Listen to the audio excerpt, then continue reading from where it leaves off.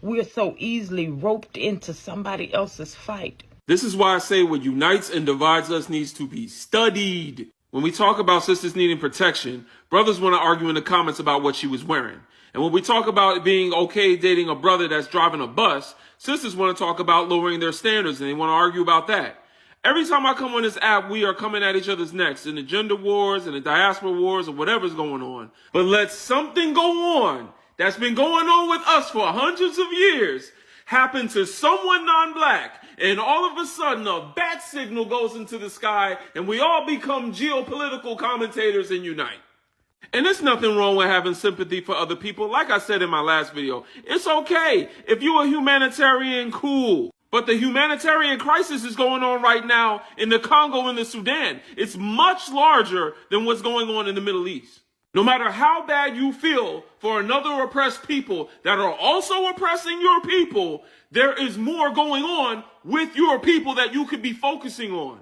When you take focus off what's going on with you and you focus on someone else, you give everyone else permission to do so as well. We are already the least listened to when it comes to our oppression, and we silence ourselves when we raise the voices of others. Are you guys familiar with that one saying? You don't really know a person until you live with them. Well, ladies and gentlemen, when it comes to South Sudan, when it comes to South Sudanese, we've lived with these individuals and we don't want to again. First and foremost, everyone, words out in the streets is that South Sudan will be accepting Palestinian refugee. Let me tell you why this is a bad idea. One, we just got out of a 50+ year genocide by the same people, the Arabs. We just got half of our country taken. We had more than millions raped, killed, violated in the most gruesome ways possible. Now, when it comes to the president, he's not really a leader. He's just a seat holder. All of them are seat holders. They're really just holding that seat for the real true president. Because right now they're playing house. Again, this is the same president that witnessed generation and generation and generation. And he even fought in the same freaking war. You understand? He witnessed all these generations just be annihilated. He witnessed this. And then he went as far as taking Sudan, Umar Bashir, hiding him in our country. And now he's opening up our borders. We're only 14 years young. We're not developed. No country is helping us. The world is not helping us. It wasn't pray for South Sudan, so we have to do it all over again in silence. But now we're being pushed back 10 steps back by allowing the Palestinians to come into our country. We've lived with these Arabs. They don't like us. They don't want us. They don't even want to coexist in our country. They just want the land. These people do not want to coexist. They don't want to kumbaya. They don't want to be Islam and Christian. They don't want none of that. They just want the Shakira law so they can shake their little whatever they be wearing and run around with their little book and Allah Akbar. That's it. So I do not approve of South Sudan accepting Palestinians. Absolutely not. These people do not even like black people, let alone Christians, let alone anything that's not Islam. And on top of that, they have a whole city called the City of Slaves. We have no business bringing in people that are modern day slave owners. I see my people waking up a little bit. Y'all ready to talk about the Arab slave trade and how it's still going on and how there's over 2 million black enslaved people in the Arab world? And in Sudan, the number is about 600,000 that they keep taking black African slaves. Would y'all like to talk about that yet? Would you like to talk about how the Arabs behave? Can we talk about them like we do white people? Is it time? And then we can move on to the next ones. But can we focus on the Arabs right now? Y'all ready? Or y'all gonna call me xenophobic and tell me that Arab isn't a race? It's an ethnicity. No, it's not. Are you ready to talk about how the Arab slave trade has been going on since the 7th century? Are you ready to talk about the fact that chattel slavery is not a European concept when it comes to black people? They learned it from the Arabs. Are y'all ready to talk about it? Because it is important. It's important because of their treatment to Black Americans here, so that you understand the history and you know who your enemies are. That y'all with the Free Pally and Free Libya, and free, y'all are all rooting for your oppressors. We need to talk about it. Are y'all ready? I've been trying to tell y'all. Y'all ready to talk about how you're wasting your time defending your oppressors? Y'all ready? Let me know. If you're Black, can you stay for a second? So I want to share an experience with you, help you understand how Black people get treated in another country that, Blacks deemed so terrible. Like openly racist. Like America here, people are racist, but not openly.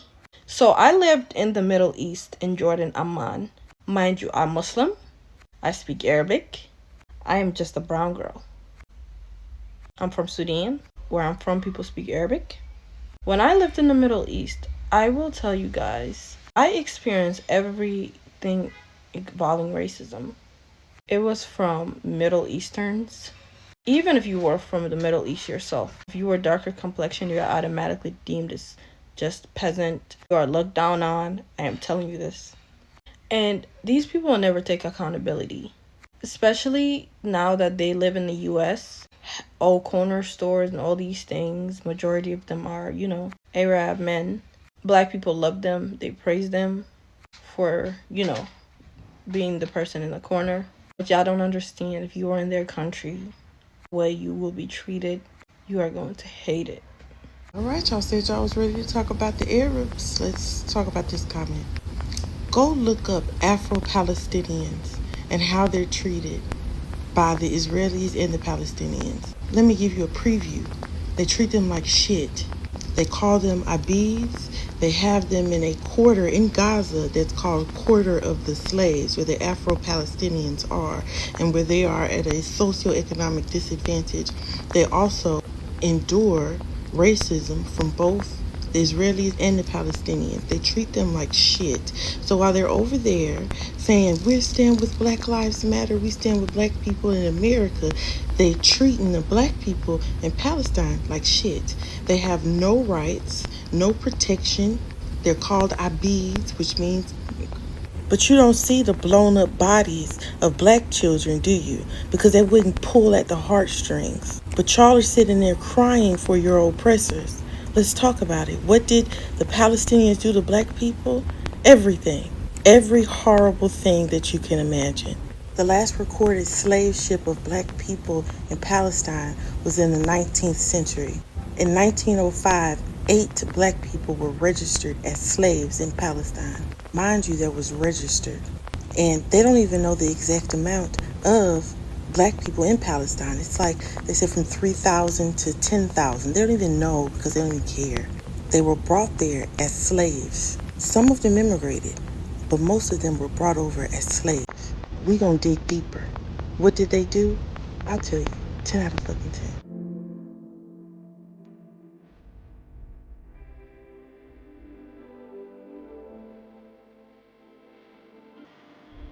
Al-Abid neighborhood in Gaza is home to 1% of the Gazan population who are referred to as Afro-Palestinians.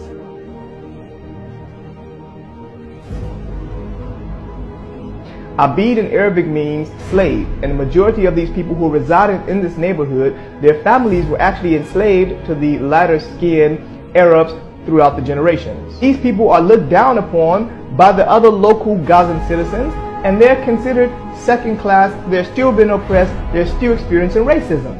وما زلت لهذه اللحظة بتعرض للعنصرية لأسباب أنا بصراحة مش عارفة إيش هي.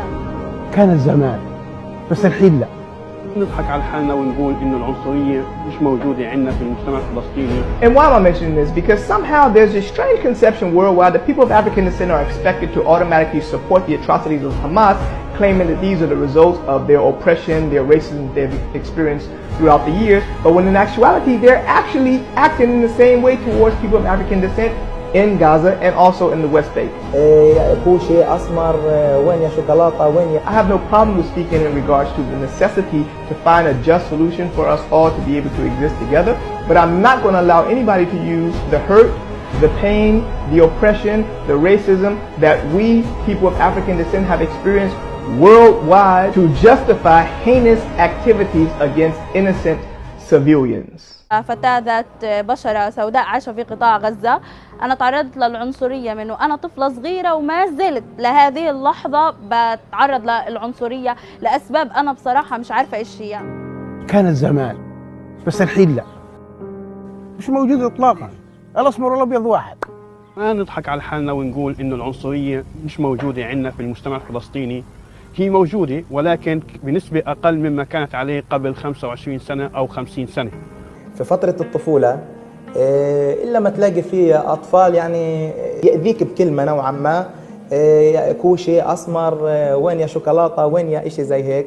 إذا كان في بينه وبينك مزح احكي اللي بدك إياه، بس مزح بأدب وبحدود. لما تيجي أسمر بأسلوب الذم بيختلف عن أسمر بأسلوب المدح، لأنه الأغاني كلياتها اللي بتغنوا فيها بالجمال للون البشرة السمراء. يعني في حد كان يقول لي ما تلمسيني علشان ما أتشحبر، يعني ما يصير أسمر زيي.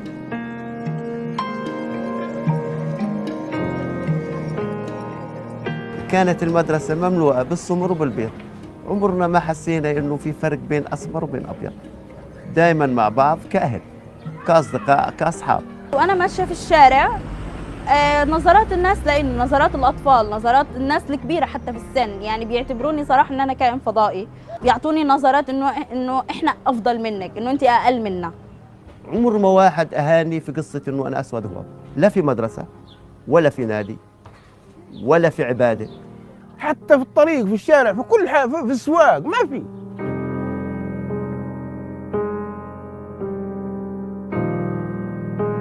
كلياتنا يعني ربنا خلق هذا أسمر، خلق هذا أبيض. الشيء الأساسي اللي الإنسان يحكم عليه اللي هو تعامل الإنسان، جوهر الإنسان من جوا، أخلاق الإنسان، نجاحات الإنسان اللي وصل لها.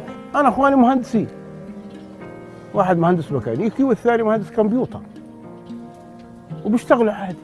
وأنا اشتغلت هنا في دير البلح، كنا أنا وياهم حبايب مع بعض، أسمر وأبيض. قدمت لشركة وكانت السكورز تبعتي هي الأعلى، لكن تفاجأت إنهم هم استغنوا عني. وحكى لي مدير العلاقات العامة قال لي أنت جدعة وطموحة وقد حالك، لكن أنا ما بخاطر إنه أوظف يعني إنسانة ذات بشرة سوداء للشركة، لأنه إحنا بهمنا الواجهة الإعلامية. وهذه كانت صدمة في حياتي، يعني صدمة جدا. الإنسان لما ينجرح بالذات في الصغر يعني من موقف معين إلا ما يضل ملازمه لحد ما يكبر. ضليتني منعزلة في البيت، ما بعمل إشي، ما بسوي، ما بطلع مع أصدقائي، حتى المراية ما كنت أطلع فيها. لكن بالنهاية الحمد لله طلعت من هذا الاكتئاب واستمريت وعملت إنجازات ووصلت للي أنا بدي إياه. يعني لما مثلا واحد طفل اسود تعرض لتنمر بقول له ابوه تجاهل، ليش؟ بامكانك انت ترد عليه، بامكانك انه انت تعطيه رد انه انا رافض، ان انت عنصري. نزرع في الاجيال اللي جايه انه لا، التنوع والاختلاف هذا شيء حلو كثير. يعني جميل واسمر. اجى دوري ارد على الناس اللي بتحكي لي ولا يا مريم انت بتقارن العنصريه اللي بتصير بامريكا بالعنصريه اللي بتصير عندنا بالدول العربيه، مش لهالدرجه، على القليل احنا ما بنقتل. وبعدين اي كلمه بتطلع منا بتطلع عفويه وبتطلع بدون قصد وعن عشم. بس انت بتعرف انه هذا العشم حطم نفسيه اللي قبالك وعدمت الثقه فيه؟ لا بتعرفش ولا هو بيعرف، لانه احنا متعودين على هذا الحكي. بس قبل ما احنا نتعود زياده عن اللزوم على هذا الحكي، خلينا نوعى شوي وندير بالنا على الجيل الجديد، لانه الجيل الجديد هو الاهم. راح احكي لكم مواقف حقيقيه اللي صارت واحنا مش قاصدين. الفلانه اللي كانت تحكي لبنتها روحي وخلص تلعبي بالشمس، بلاش تنحركي وتصيري زي مريم. فلان لما ابنه صغير سأله بابا ليش هدول الناس هيك لونهم، بكل بساطة جاوبوا أهليهم نسيوهم بالفرن بابا. لا كلكم وهدول الناس اللي كانوا قاعدين بالمسبح ويتناقشوا إذا لون السمر بنحل بالكلور ولا لا، هدول لا. ولا فلان اللي بيسألوها كيف خطيبة ابنك الجديدة، تحكي لهم بيضة مش مخلي بياض بتجنن، بدنا نحسن النسل. شو خيتا؟ وانتي اللي بتسلخ لك نكتة لصاحبك الاسمر لما يكون لابس بلوزة حمراء وتحكي له طالع زي الفحم المولعة. انطرحت أنا من النكتة. في هاي الفئة بتحاول والله، يعني لما ابنها يتقاتل مع ابن الجيران الأسمر ويبلش له شوكولاتة يا سوداء شوكولاتة، أمه هنا بتعصب بتقول له اسكت حرام ولا بدك الله يعملك زيه. ليش ماله؟ The African community here, for instance, what is the relationship with overall the Arab community in the neighborhood? It's we do have a good relationship with all the people inside Jerusalem, or let's say all Palestine. And now we married a white woman, and they came and they married. Oh, you guys are intermarriage in between us. Exactly. Okay, all right. So we are mixed now. Okay. But in the eyes of authority, like Israeli authority, do they make any difference between you, the African community, and Palestinian community here? Yeah. They deal with us as a Exactly. as a Palestinian and as an Arab. The same way. Yeah, the same way. Okay. But the different, you feel it inside Israel itself. Okay. So if you go to Israel, there is a lot of Ethiopians inside Israel. That's right. Yeah, I've seen a lot of them. So they face a hard time. Oh, okay.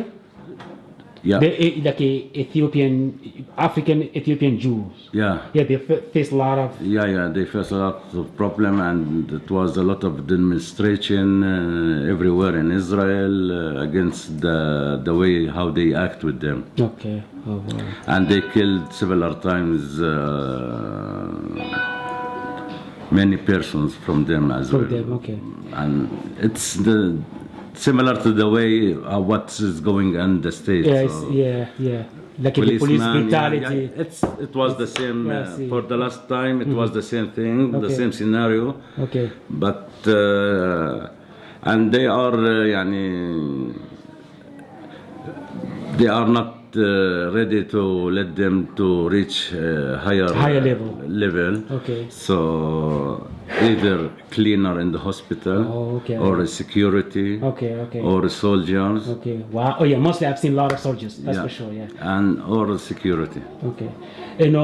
My next question is, what is since the Ethiopian Jews, the African community too, what is the Black African Palestinians relationship to the African Jewish Ethiopian relationship? Do you guys have any kind of connection or any kind of relationship at all? With some persons. Yeah. Not individual. All. Yeah. But not as a group. No, not as a group, but we meet a lot of Ethiopians here in the streets. So it's for us. Maybe he can't understand that, but if I pass by and I see black person, I should say hi. I do that all the time. Exactly. That's how I met Ayman. Yeah, that's why I met Ayman. So and him too, and Adam too. So everywhere. Yeah. So most of the time they stopped and they check hands and. We do have a good relationship with them. Okay. But we do have more relationship with Jewish, but they are from Dimona. They mix between the Jew and the Christian. Oh, that's another religion. ايش هذول اثيوبيا اللي تعاون ديمونا؟ Hebronites. Oh, Hebronites. Okay. So they are Africans as well. Oh, really? Yeah. Oh, okay. So they mix Christianity and Judaism together. Yeah. They call it Hebronites. So you have to visit them also. Where are they? They are in Dimona. That's another city. Near the Beersheba. Oh, Beersheba. The majority of Arabs or Muslims that dislike black people have either been wronged by them or like some way wronged, or have heard stories of multiple people being wronged or like taken advantage of or murdered or something by that race. So they hold a grudge against that race particularly, but not all. So what we are not going to do is downplay the anti-blackness and the discrimination that exists in the Arab communities towards the black people.